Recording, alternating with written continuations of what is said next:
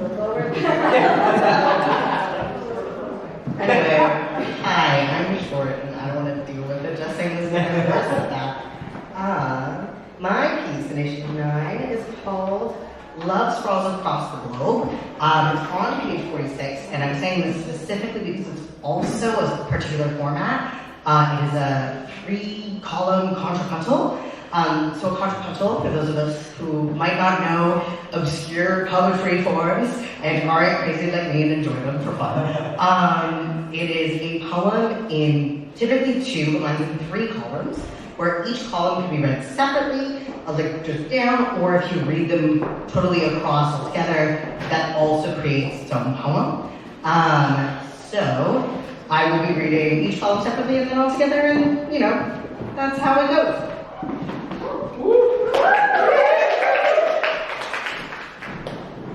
You, frenetic flower, let me pick apart your thoughts like daisies. You don't have to love them all to be loved. The petals in your brain could never compare to your persistent roots, coiling themselves to this earth like they finally believe they belong here, spanning across oceans to kiss someone else's front lawn goodnight.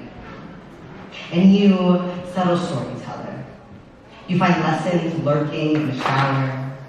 Lather them with courage and grapefruit and listen to how anything can change the world. You already change the world every time you give someone a hug. Some bodies were just made to meet each other.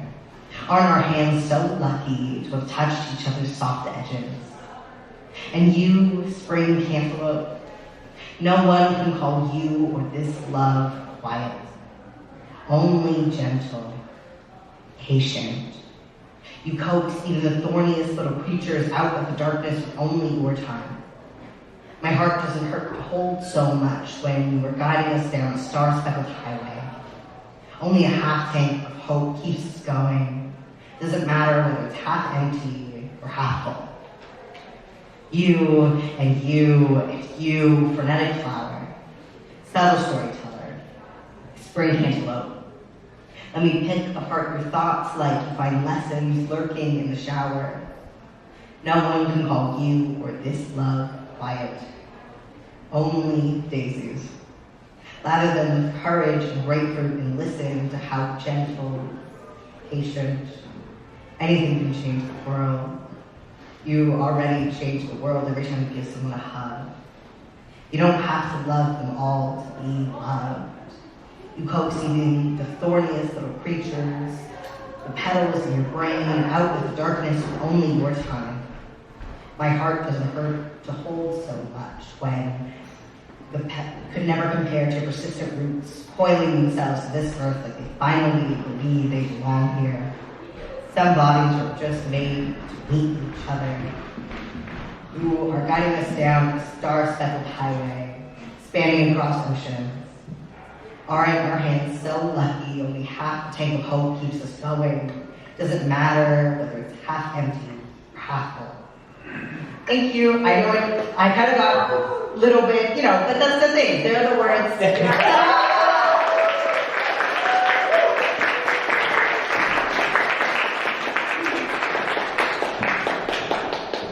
Thank you so much, Cameron. Whoa.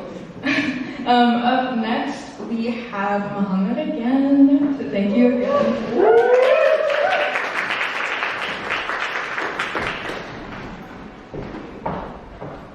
Hello again, ladies and gentlemen. Context on this one. There is not much context. We're just going to jump straight into it. This is the Ballad of a Pink-Panted Poet.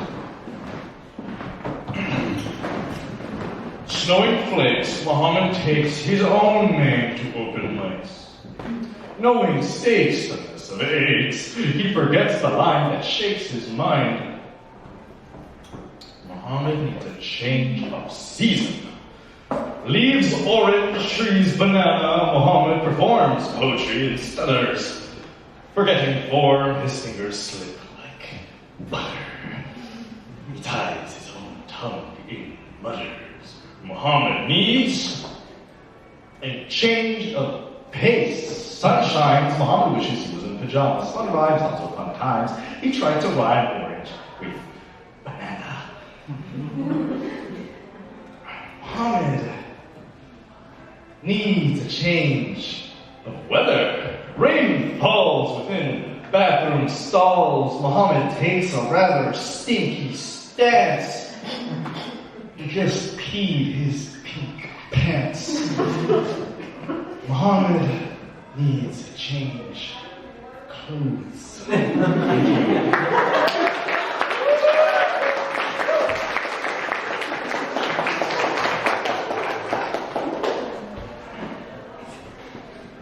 Thank you so much.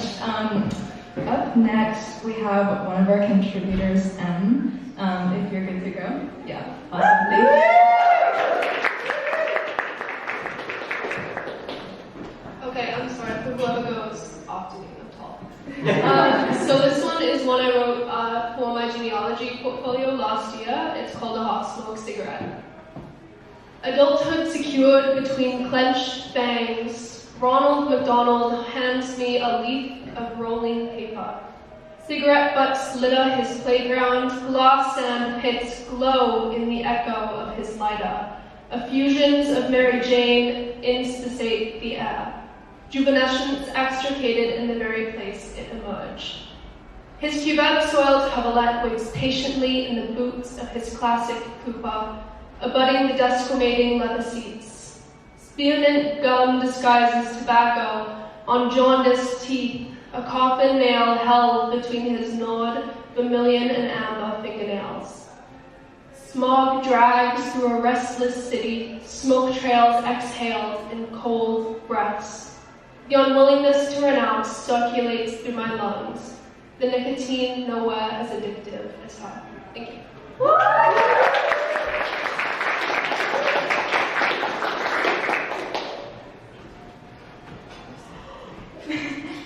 Thank you so much. And if you want to see one of M's pieces, you can find that in issue 9. So thank you so much for being here.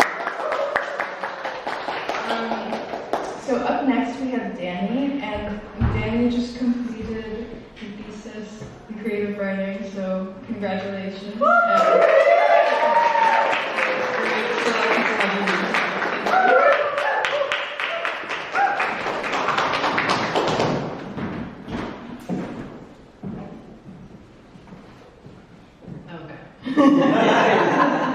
Sorry, I've never done an open mic in person before. Anyway. So I guess trigger warning, gender dysphoria. And also disclaimer, there's some parts that are in Spanish, so if you don't speak Spanish, I'm sorry. Anyway. Okay, so it's titled The Calavera of My Names. I've always had a complicated relationship with my name. At age 16, I didn't like the name Daniela. To me, it didn't fit right, and it had nothing to do with me. Daniela was the name of a wild spirit, fun, extroverted, the life of the party, the one who has the impulse to do the stupid things you will be laughing about in 5 or 10 years. Someone mi gran ansiedad social y penosas ganas de no ser como los demás didn't allow me to be. At age 18, I didn't like Daniela because it stopped being Daniela and I was Daniela. I hated the name that all the gringos gave me, not only for the horrible folding of the L and how horrible it felt in your tongue, but because of how it became un recordatorio constante that English dominated my life. And hearing Spanish daily and everywhere was only getting left more and more behind in my past. No matter how many months I spent in Mexico, I always have to come back to English. Entonces empecé a presentarme como Dani. I'm nervous, I'm sorry.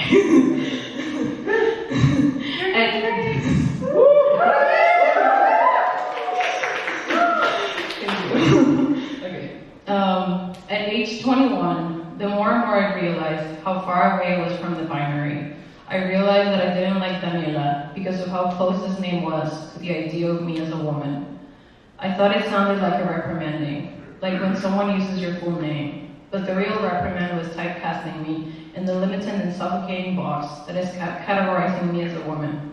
And that's how Danny started feeling more and more like my true home, whether it was in English or Spanish. At age 22, I realized the repel I feel to be called Danielita. I hadn't heard that nickname in years, but 4 small syllables were enough to send tremors all over my body and tension to my shoulders. It seems stupid how a name of endearment can cause so much tension, but this nickname is just un recordatorio constante that I'll never be able to be myself with certain people, because it will always hold on to that Danielita. That Danielita is the only one who exists and will ever exist for them. Danielita doesn't exist anymore. Danielita was a scared and anxious girl who didn't know who she truly was.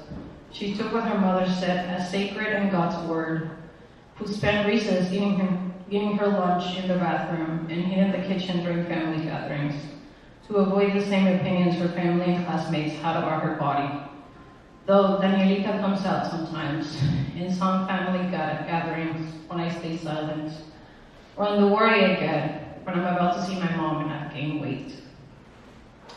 Daniela and Daniela aren't real. They're the names I give when I don't know someone, and saying Danny sounds too informal.